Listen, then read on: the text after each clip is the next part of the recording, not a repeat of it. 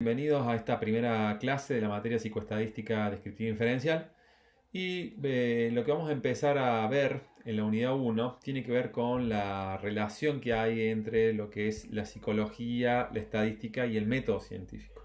Es muy difícil entender el papel que tiene la estadística si no logramos articularla con el método científico y, y la idea un poco de esta primera unidad es que también entendamos el valor y la importancia que tiene trabajar en psicología con evidencia científica. Un poco lo que hace, vamos a ver que es un deber y una responsabilidad ética al momento de trabajar con conocimientos que han sido validados y contrastados empíricamente. Y un poco, bueno, el objetivo de esta primera unidad y de los videos que vamos a ir viendo tiene que ver un poco con eso y sobre todo de los problemas además que eso implica, porque vamos a ver que utilizar metodología científica y cuantificar constructos psicológicos no es algo simple. Bueno, todo eso lo vamos a ir viendo a lo largo de una serie de videos, pero todos vinculados a esta primera unidad. ¿Sí? Bueno, para comenzar yo siempre digo que, o al menos a mí me resulta de utilidad, para ilustrar un concepto, para ilustrar una característica, ya sea de la profesión, nuestro quehacer profesional, por ahí es útil ir a la historia o al registro anecdótico de experiencias como para de alguna manera representar un concepto de una forma un poco más concreta. Eh, Hay una historia que a mí siempre me llamó la atención, que es la historia de Clever Hans. Clever Hans es ese que vemos en la fotografía, no es el señor, es el caballo, Clever Hans. El señor se llama von Hosten. Von Hosten era un matemático, profesor de matemática, que cuando se jubiló, medio como que no sabía qué hacer y se buscó un nuevo hobby. Y el hobby que se buscó fue el enseñarle matemática a su caballo, ¿sí? Así como lo escucha. Así que todos los días Von Hosten agarraba sus pizarrones, sus numeritos, y en fin, las herramientas que él consideraba necesarias y se iba a enseñarle matemática al caballo. Y lo curioso es que Von Hosten empezó a decir que su caballo había aprendido matemática y como que daba pruebas de eso. De hecho, le hacía hacer ejercicios y veía que que el caballo las podía resolver esos ejercicios matemáticos. Y esto empezó a popularizarse y de hecho, como se ve en la fotografía, personas de todas partes, no solamente de Alemania, sino del mundo, empezaron a visitar a Clever Hans y ver un poco sus destrezas matemáticas, ¿no? Y esto llamó la atención de un investigador eh, que fue a ver si efectivamente se trataba de un fraude o si efectivamente Von Host también desarrolló un método didáctico tan bueno que hasta un caballo podía aprender matemáticas. Eh, bueno, cuando este investigador fue a ver cómo trabajaba Von Hosten, observó un fenómeno muy particular. Y era que Von Hosten lo que hacía era seleccionar, segmentar información. ¿Sí? Entonces, por ejemplo, le decía al caballo, ¿cuánto es 2 más 2? Y el caballo movía una oreja y Von Hosten decía 1. Movía una cola y decía 2. Movía una pierna y decía 3. Sacaba la lengua y decía 4. Y capaz que movía otra pierna y decía 5, pero no, en realidad es porque la lengua es la última parte. Es decir, buscaba justificaciones todo el tiempo, era como que segmentaba, parcializaba la información para que la respuesta que daba Clever Hans fuera correcta. Y lo que le llamó la atención a este investigador fue que Von Hosten genuinamente él estaba convencido que su caballo sabía matemáticas, es decir, no era un fraude. Y se llamó a esto el efecto o el sesgo Clever Hans.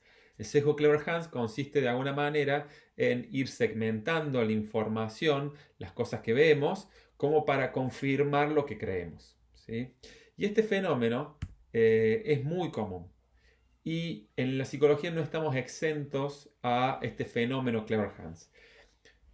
No hace muchos años se desarrolló una metodología, Bruno Bettelheim se llama el autor, planteó un modelo donde los casos más graves de autismo, eh, él planteaba que en realidad el autismo no era un problema vinculado a algún problema de tipo psicológico, sino que era sobre todo físico. ¿Sí?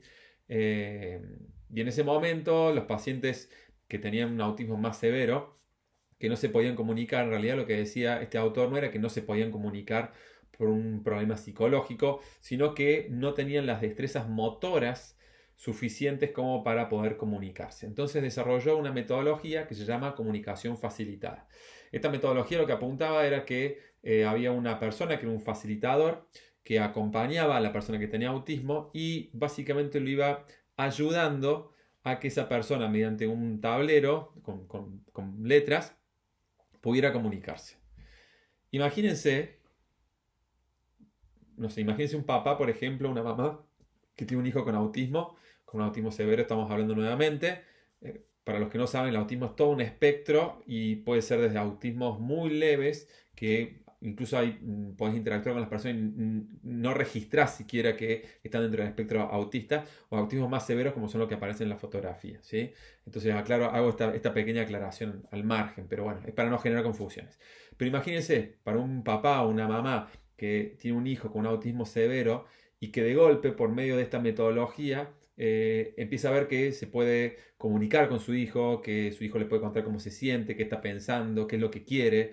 Entonces fue una metodología que se empezó a aplicar en muchas familias, sobre todo en Estados Unidos, y revolucionó para muchos todas las concepciones que teníamos sobre el espectro, el estudio del espectro autista, ¿no? Ahora, ocurrió un problema y fue que en una de estas familias, una facilitadora trabajando con una paciente con autismo, ve que la paciente, ¿sí?, escribe papá sexo, como dando a entender que su papá había abusado sexualmente de ella, ¿sí? Entonces esta facilitadora lo que hace una denuncia en la policía viene, lo detiene, le hacen un juicio al padre, esto duró muchos meses, el papá incluso estuvo encarcelado varios meses, y llevó a que la comunidad científica empezara a cuestionar si realmente esta metodología era o no era eficaz, es decir, si realmente esto que decía Bruno Bettelheim era real, efectivamente que el autismo se debía solamente a un problema motriz y que realmente esta metodología permitía que las personas con autismo se pudieran comunicar. Entonces se hizo un estudio, que es este que aparece publicado ahí, lo pueden ver si quieren, lo pueden buscar en internet, pero básicamente ¿qué consistió el estudio? Bueno, lo que se hizo fue, se puso a la persona que tenía autismo con una pantalla que proyectaba imágenes y al lado el facilitador, ¿sí? El facilitador podía seguir ayudando a la persona a que escribiera en el teclado, pero el facilitador no podía ver lo que veía la persona con autismo, sino que tenía su propia pantalla y había una especie bueno, de objeto que impedía que pudiera ver qué era lo que estaba viendo la persona con autismo. Y se iban poniendo imágenes que a veces podían coincidir, es decir, las dos personas podían ver lo mismo y a veces no coincidían, ¿sí? Como por ejemplo el caso de la imagen que vemos ahí, donde hay un auto y del otro lado un gato, ¿sí? Bueno, se hicieron 183 experimentos y de esos 183 experimentos no se obtuvo ni siquiera una sola respuesta correcta, ¿sí? Ahí se ve, por ejemplo, en la tabla 2, respuestas que dieron los facilitadores. Y, por ejemplo, cuando el estímulo era un colectivo, algunos facilitadores escribían detergente, escribían lápiz, silla, televisión, juego de cartas. Es decir, de las respuestas más variadas posibles. Y de alguna manera lo que demostró esto es que esta metodología de la comunicación facilitada realmente no funcionaba, que las personas que tenían autismo no se estaban comunicando, sino que era el mismo facilitador el que estaba de alguna manera generando las respuestas, ¿sí? Ahora, ¿qué tienen en común los dos casos? El caso de Claire Hans y el caso de la comunicación facilitada. Que incluso personas que tienen buenas intenciones, incluso personas que están convencidas que el método que están aplicando funciona, pueden que sean víctimas de un sesgo de autoconfirmación, que es lo que se está observando en estos casos. ¿Qué es el sesgo de autoconfirmación?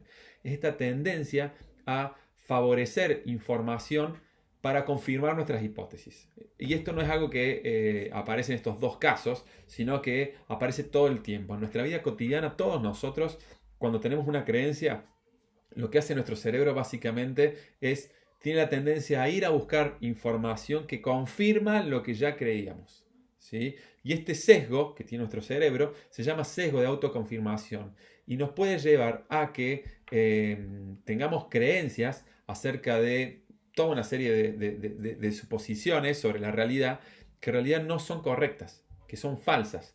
Y lo que estamos haciendo nosotros en nuestro día a día es ir segmentando la información como para confirmar lo que ya creíamos. Y este es todo un problema, y es un problema serio en el campo de la psicología en particular, porque imagínense que un profesional puede estar aplicando un procedimiento que cree que funciona y en realidad no funciona, pero va segmentando la información para creer que sí, o que tiene la idea de que el paciente tiene determinado tipo de diagnóstico y hace preguntas más que todo para confirmar lo que ya creía, y esto puede llevar a que tenga todo un conjunto de creencias falsas.